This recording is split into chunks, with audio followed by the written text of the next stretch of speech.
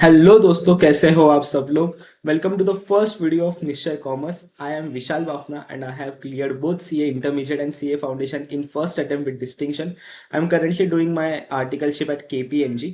So the purpose of making this channel is that how you guys can prepare for the upcoming attempt and how you guys can plan your studies accordingly. So without wasting any time, let's get started. This video will be purely for the purpose of paper 1, that is advanced accounts. So let's move on to it. So as you all know कि अभी last के 30-35 days ही बचे हैं paper के लिए। सो आप में से बहुत लोग अभी स्ट्रेस्ड हो गए, टेंस्ड हो गए कि how things will work out, हम इतने से कम टाइम में इतना सब कैसे करेंगे। So don't worry, be relax first of all, and this video will for sure help you a lot. So let's move on to the first topic. So starting with the very basic, that is conceptual clarity. Make sure आपके concept बहुत ज्यादा clear है, crystal clear है। तो होगा क्या, अगर कोई out of the box question आता है तो आप उसको एकदम इजीली सॉल्व कर पाओगे। और अगर आपके कॉन्सेप्ट ज्यादा क्लियर नहीं है, आपको ये लगता है कि यार नहीं, मैंने साल भर इतना ध्यान नहीं दिया है, तो मेक श्योर कि अभी भी 30-35 डेज है, आप बेसिक बेसिक कॉन्सेप्ट तो भी क्लियर कर लो, जिससे आप पेपर को इजीली थोड़ा सॉल्व कर पाओ, ज्यादा पैनिक नहीं हो। नहीं तो क्या होगा, अगर कॉन्सेप्ट क्लियर नहीं है तो टाइम पे पैनिक कर जाओगे और फिर पेपर खराब जाएगा। उससे अच्छा एटलीस्ट बेसिक कॉन्सेप्ट तो भी क्लियर कर लो। अगर आपके सारे कॉन्सेप्ट ऑलरेडी क्लियर है तो कोई इशू ही नहीं आएगा, पेपर बहुत अच्छा जाएगा। So coming to the second topic, that is writing practice. So as you all know, accounts is not a subject which can be done orally. आपको एटलीस्ट हर एक टॉपिक के 3-4 क्वेश्चंस तो भी लिख के सॉल्व करने हैं in last 30 to 35 days, every topic I am saying. क्योंकि होगा क्या, अगर आप हर एक टॉपिक के 3-4 क्वेश्चंस भी सॉल्व कर रहे हो तो आपका वो फ्लो बना रहेगा। आपको पता है कि आपको हर क्वेश्चन को कितना टाइम लगता है। अगर फाइनेंशियल स्टेटमेंट का क्वेश्चन है तो आपको कितना टाइम लगेगा सॉल्व करने के लिए। अगर कैश फ्लो का क्वेश्चन है तो आपको कितना टाइम लगेगा सॉल्व करने के लिए। अगर कोई थ्योरी एएस है तो आपको कितना टाइम लगेगा सॉल्व करने के लिए। सो ये बेसिक चीजें खुद में कॉन्फिडेंस लाती है, छोटी छोटी चीजें हैं, बट मैटर्स अ लॉट। इसके पहले मैंने बहुत से बच्चों से बात की थी, तो मुझे बहुत लोगों से ये सुनने में आया कि हमारे पास इतना टाइम नहीं होता है कि हम लिख लिख के सॉल्व करें हर एक क्वेश्चन, तो हम लोग ओरली देख के जाते हैं और फिर पेपर देते हैं। तो मैंने उनको वही बोला कि एटलीस्ट आप 2 से 3 क्वेश्चन या 3 से 4 क्वेश्चन तो भी हर टॉपिक के लिखे करो। सो एक कॉन्फिडेंस बूस्ट होता है खुद का, और एक आता है कि हाँ यार, मैं इतने टाइम में ये क्वेश्चन सॉल्व कर पा रहा हूँ। So always write 3 to 4 question of every topic. So the next topic is focus on important questions only. So अभी लास्ट के 30-35 डेज है, हर एक क्वेश्चन सॉल्व करने का टाइम नहीं है, और मैं ये अज्यूम कर रहा हूँ कि आपने एक बार तो भी अकाउंट्स पूरा अच्छे से किया होगा, तो आपके पास कोई तो एक लिस्ट होगी या मार्किंग सिस्टम कुछ तो होगा कि जिसमें आपको पता है कि हमें लास्ट क्लास में कौन से क्वेश्चन सॉल्व करने हैं। तो obviously you should focus on them first. अगर आपके पास ऐसा कोई लिस्ट है नहीं, या आपने कोई अभी तक मार्किंग की नहीं है, तो अभी आप जब भी अकाउंट्स पढ़ने बैठो तो start to cut down questions. अगर आपको पता है कि ये क्वेश्चन एक सिमिलर आ गया है पहले, तो कट डाउन कर लो। अगर आपको पता है कि ये क्वेश्चन इतना इजी कि मुझे नींद में से उठा के पूछ लो, या इतना फेवरेट है कि नींद में से उठा के पूछ लो, मैं बोल दूंगा आपको, तो कट डाउन कर लो। तो ऐसे ऐसे लिस्ट कम करते जाओ क्वेश्चंस की, कि आप इजीली लास्ट के 3-4 डेज में जब आप अकाउंट्स पढ़ने बैठोगे अकाउंट्स के पेपर के पहले, तो आप इजीली हर एक चीज कवर कर पाओ, पूरा सिलेबस कवर कर पाओ। सो the next thing is very very important. Generally 10 से 15 मार्क्स के क्वेश्चन में एडजस्टमेंट्स होते हैं, और हम सबसे पहले एडजस्टमेंट्स ही देखते हैं और वही देख के पैनिक कर जाते हैं। क्योंकि बहुत से एडजस्टमेंट ऐसे होते हैं जो हमने देखे हैं बट हमें याद नहीं है, क्योंकि बहुत सारे क्वेश्चंस है क्या क्या कवर करेंगे। या फिर ऐसा होता है कि कोई कोई एडजस्टमेंट हमने देखी ही नहीं है, फर्स्ट टाइम आ गई है, या हमने वो क्वेश्चन ही सॉल्व नहीं किया था। तो इसके लिए मैं आपको एक सिंपल सॉल्यूशन बताता हूँ। आप अभी जब भी पढ़ने बैठोगे तो मेक श्योर कि आप एक 100 पेजेस की नोटबुक बना लो। उसमें आप सिर्फ एडजस्टमेंट लिखो कि फाइनेंशियल स्टेटमेंट ऑफ कंपनीज, ये टॉपिक के ये एडजस्टमेंट्स है। तो अगर आप 3-4 क्वेश्चन सॉल्व कर रहे हो तो इन सब के एडजस्टमेंट लिख लो। अगर कोई क्वेश्चन में कोई एडजस्टमेंट रिपीट आ रही है तो उसको कट डाउन करो, और जो दूसरी एडजस्टमेंट है उतना ही सॉल्व करो क्वेश्चन। तो इससे आपका टाइम बहुत बचेगा। दूसरी बात, जब लास्ट के 3-4 दिन हो गए तो आपके पास सिर्फ एक पेज पे या एक बुक पे आपके पास हर एक एडजस्टमेंट लिखी हुई है, तो आपको सिर्फ उतना गो थ्रू करना है, you are done with all the adjustments.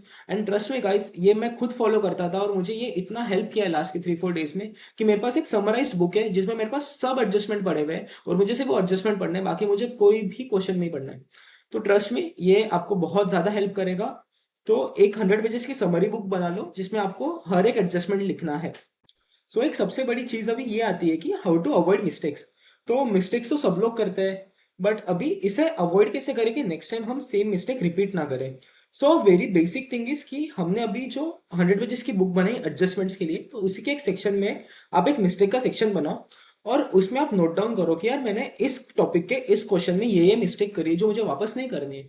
तो आप नोट कैसे रखोगे कि आपको उसका क्वेश्चन नंबर, उसका मॉड्यूल नंबर और आपकी नोटबुक के कौन से पेज पे आपने वो लिखा हुआ है क्वेश्चन, उसका पेज नंबर। तो आप अगर ये तीन चीजें अच्छे से लिखोगे तो आप जब लास्ट के थोड़े दिनों में, 3-4 दिनों में वो रिवाइज करोगे तो आपको बहुत ईजी होगा कि यार मैंने कहाँ पे मिस्टेक करी थी। और अगर प्रॉपर पेज नंबर लिखे हुए हैं तो ज्यादा टाइम नहीं लगता है, फटाफट वो क्वेश्चन पे जाओ, देख लो क्या मिस्टेक करी थी और वो मिस्टेक आप रिपीट ना करो।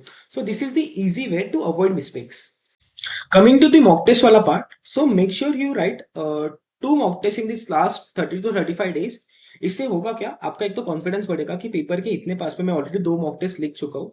तो आपको आपका टाइम मैनेजमेंट समझेगा कि मुझे एक क्वेश्चन को कितना टाइम लग रहा है, और आपको आपकी स्पीड समझेगी कि मेरा यार पेपर छूट रहा है या मेरा पेपर टाइम से पहले कंप्लीट हो रहा है या टाइम पे कंप्लीट हो रहा है। तो आपको समझेगा कि आपको इंप्रूव कहाँ पे करना है। तो make sure you write at least 2 mock tests, whether it be past year papers, MTBs ले लो या कोई भी अदर पेपर जो ऑनलाइन अवेलेबल है, मैटर नहीं करता। बस ये देखो कि क्वालिटी होनी चाहिए पेपर की। ऐसा नहीं कि बहुत इजी पेपर और मैं सॉल्व कर रहा हूँ, पेपर थोड़ा अच्छा क्वालिटी का होना चाहिए और थोड़ा लेंदी पेपर होना चाहिए, क्योंकि जनरली अकाउंट्स का पेपर लेंदी ही आता है अगर आप आज तक के आईसीआई की हिस्ट्री देख लो तो। सो मेक श्योर कि थोड़ा अच्छा क्वालिटी का पेपर दो और आप उसे सॉल्व कर रहे हो। और ऑल्सो आप एक आपके साथ एक वॉच रखो जिसमें आप देखते रहो, स्टॉप वॉच भी चलेगा या नॉर्मल वॉच भी चलेगा, जिसमें आपको समझेगा कि आप एक क्वेश्चन के लिए कितना टाइम ले रहे हो, उस क्वेश्चन पे कितना टाइम डिवोट कर रहे हो और आपको बाकी सेक्शन के लिए आपके पास कितना टाइम बच रहा है। तो मेक श्योर आपके पास एक प्रॉपर वॉच हो जिसमें आप आपका टाइम मेंटेन कर पाओ। हम कब से बात कर रहे थे कि अकाउंट्स रिवाइज करना है, बट अभी आता है मेन टॉपिक कि अकाउंट्स रिवाइज करना कैसे है। तो सबसे पहले तो गो विद सेल्फ रिवीजन। जब तक आपको हर एक कॉन्सेप्ट क्लियर है, सेल्फ रिवाइज ही करो। Self revision is the best revision. अगर कोई टॉपिक्स क्लियर नहीं तो ठीक है, उसका कोई वीडियो लेक्चर देख लो, जो भी फैकल्टी आप रेफर करते हो। अगेन आफ्टर दैट वापस एक बार सेल्फ और टॉपिक करो and then close that topic. दूसरी बात, अगर कोई थेरी एएस वगैरह आता है तो थेरी एएस मेमोराइज करने में थोड़ा प्रॉब्लम आता है बच्चों को। तो उसके लिए आप क्या कर सकते हो, आप खुद की ऑडियो रिकॉर्डिंग्स बनाओ या खुद की वीडियो रिकॉर्डिंग्स बनाओ। Rather watching that faculty lectures again and again, आप खुद के लेक्चर्स या खुद के ऑडियो सुनो जो आपकी मेमोरी में ज्यादा देर तक होता है। उसके बाद एक फ्लो क्या होना चाहिए पढ़ने का, क्योंकि थेरी टॉपिक्स बहुत है, AS 27 AS है, उसके बाद बड़े बड़े प्रैक्टिकल चैप्टर्स बहुत है, तो कैसे पढ़ना चाहिए। तो my approach was, I what I used to do, I used to take 4 AS at a time. मैं पहले 4 AS खत्म करूंगा, उसके बाद मैं एक प्रैक्टिकल टॉपिक भी जम्प करूंगा। Once I am done with that practical topic I will again take 4 AS। आप आपके हिसाब से 3-4 आपके हिसाब से आपकी कैपेबिलिटी कैसी है थेरी करने की और प्रैक्टिकल करने की, उस पर डिपेंड करता है। तो आप उस हिसाब से एएस पिक कर सकते हो, उसके बाद आप एक प्रैक्टिकल टॉपिक करो। And at last do not change your study material at all, क्योंकि लास्ट के डेज में क्या होता है, बहुत से बच्चे समरी समरी फटाफट करने में, रिविजन करने में ना स्टडी मटेरियल चेंज करते हैं, तो उसमें बहुत बहुत से बच्चों को दिक्कत आती है। तो मेक श्योर आप आपका स्टडी मटेरियल चेंज नहीं कर रहे हो, क्योंकि आपका स्टडी मटेरियल बेस्ट है। So coming to the weightage वाला पार्ट, कि कौन सा टॉपिक कितना वेट कैरी करता है। सबसे पहले हम जाएंगे अमालगमेशन, कंसोलिडेशन और कैश फ्लो। ये तीनों टॉपिक्स मिला के आपको कहीं ना कहीं पेपर में 25 to 30 मार्क्स के दिखेंगे, जिसमें मेनली अमालगमेशन और कंसोलिडेशन के आपको बड़े क्वेश्चंस देखने में आ सकते हैं।